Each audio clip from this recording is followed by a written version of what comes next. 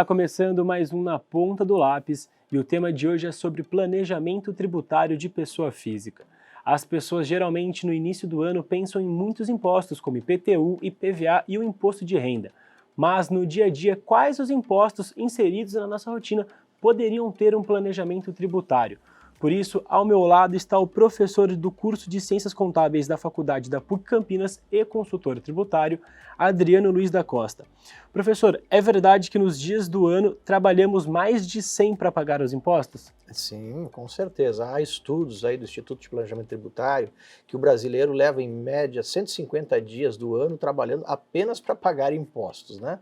E aí justamente o reflexo da pesada carga tributária que nós temos no nosso país, né? Então, além da complexidade, temos aí essa questão de vários tributos que afetam o dia a dia das pessoas. E como que os impostos de serviços impactam no orçamento das pessoas? Então veja, na realidade o imposto sobre serviço, a pessoa física, ela contrata serviços, né?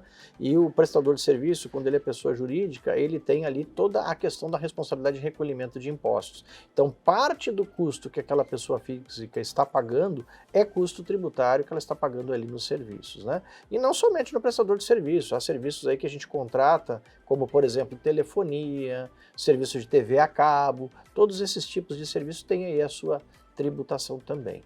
E existe então uma maneira de ter um planejamento tributário para esses impostos do dia a dia, da nossa rotina? Sim, você falou no início ali, por exemplo, de IPVA, IPTU, né?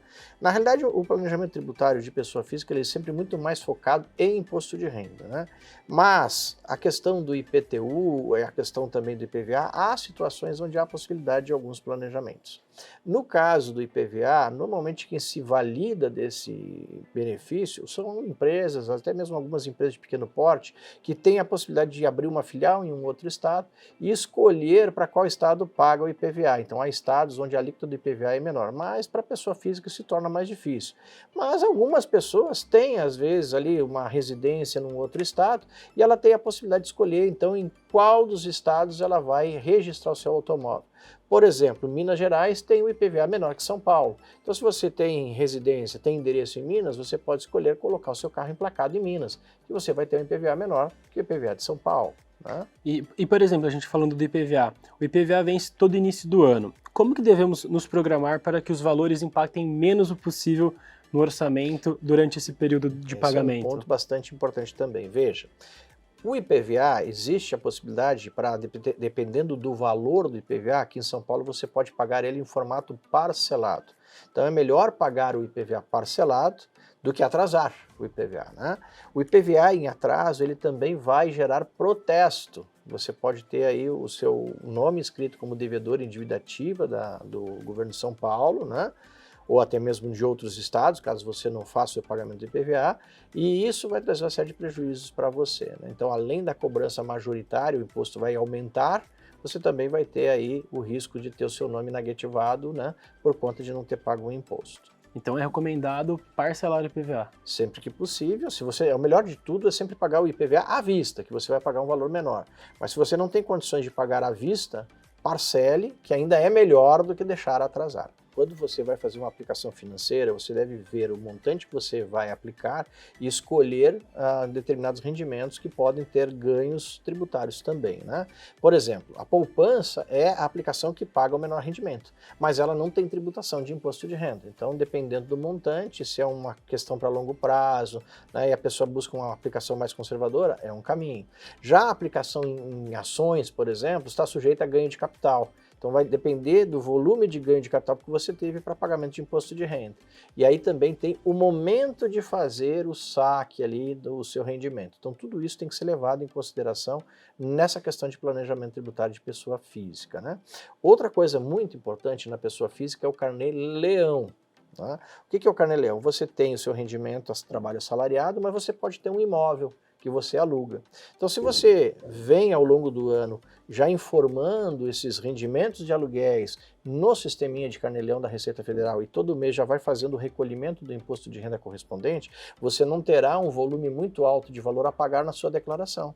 Então é um bom planejamento tributário, você vai diluir aquele imposto ao longo do ano, pode até ser que ao final do ano, em vez de você ter que pagar o imposto, você tenha restituição. Agora, se você não usa o Carnê-Leão, você tem risco, então, de pagar um volume mais alto de imposto ao final, gerando aí um problema de caixa, né? Então, se você não tem todo o recurso para pagar o imposto, você vai ter que fazer um empréstimo ou vai entrar em cheque especial, e aí você vai ter, além do ônus tributário, um ônus também financeiro.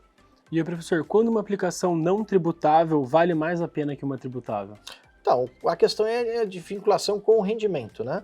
Então, se você tem uma aplicação que ela não tem tributação e o rendimento dela fica ali em torno de até 10% abaixo de uma aplicação que tenha tributação, vale a pena, então, você optar por um rendimento menor que vai te dar uma aplicação, um retorno de tributário menor. Varia, então. Varia. Cada caso é um caso, precisa ser estudado, né? E como que as negociações de imóveis impactam na tributação, professor? Esse é um outro ponto. Quando você tem um imóvel e você vende aquele imóvel, se você adquirir um novo imóvel, em até 180 dias você não precisa pagar o imposto de renda sobre o ganho de capital do imóvel vendido. Então você tem um benefício de redução tributária aí significativo, reduzindo o seu imposto de renda, certo? E a situação em que o imposto de compra e venda de imóveis pode ser evitado? Veja, quando a gente fala em imposto de compra e venda de imóveis, nós estamos falando do Imposto de Transmissão de Bens Imóveis, o ITBI. O ITBI ele tem algumas características que sempre que alguém compra um imóvel, precisa fazer o recolhimento. Há situações que determinada pessoa física, ao longo da vida, juntou dinheiro para comprar alguns imóveis e alugar esses imóveis para que na sua aposentadoria ela tenha um rendimento proveniente do aluguel de imóveis, né, para se manter. O problema é que se esses imóveis são comprados na pessoa física, que é o que sempre acontece, a tributação de imposto de renda vai na tabela progressiva, ou seja, a pessoa pode chegar a pagar até 27,5% de imposto de renda. Então, para esses casos, o que a gente recomenda? Um planejamento chamado planejamento de holding, né? O que a holding faz? Você pega esses imóveis, coloca dentro dessa empresa que a gente chama de holding, e essa empresa então vai pagar o imposto de renda da pessoa jurídica, tributado ali pelo lucro presumido, que em média vai cair de 27,5% para algo em torno de 15% de tributação. Então você tem um ganho tributário bastante interessante. E o ganho de capital? Então o ganho de capital a gente acabou falando um pouquinho na venda de imóvel, né? Então o ganho de capital também é outra coisa muito importante. A pessoa que aplica em bolsa, tem aplicação em ouro, a pessoa que tem aí imóvel que ela vende e compra imóveis, né, mesmo que seja em pequena quantidade, ela está sujeita ali à legislação de ganho de capital. O que é o ganho de capital? O ganho de capital é a diferença entre o valor que eu comprei ou que eu fiz no meu investimento e o que eu vendi, realizei. Vamos traduzir isso de uma forma mais prática. Imagina que eu comprei o imóvel por R$100 mil e eu vendi ele por R$120 mil. Então, para a Receita Federal, o meu ganho de capital é de R$20 mil. A diferença entre o meu valor de venda e o meu valor de compra. Estes R$20 mil estão sujeitos à tributação do imposto de renda. Então, como é que eu posso trabalhar melhor isso? Eu também tenho a possibilidade de baixar um aplicativo da Receita Federal, que é um programinha chamado Ganhos de Capital. Cada ano a Receita lança esse aplicativo novo. E aí, ao longo do ano, eu vou então já fazendo o acompanhamento do que eu comprei, do que eu resgatei de ações, de rendimentos que eu fui tendo e vou também fazendo o recolhimento do imposto para evitar que ao final do ano eu tenha um acúmulo, né? Da mesma sorte, no ganho de capital a gente volta na questão do imóvel. Eu vendi um imóvel, ganhei os 20 mil, mas eu usei esses 120 mil dentro do ano para comprar um outro imóvel, eu consegui planejar bem a minha estrutura, eu não vou precisar então pagar aí o meu ganho de capital, imposto de renda de ganho de capital. E o professor, mais alguma coisa para falar relacionada a essa questão do planejamento tributário da pessoa física? Sim, um ponto muito importante.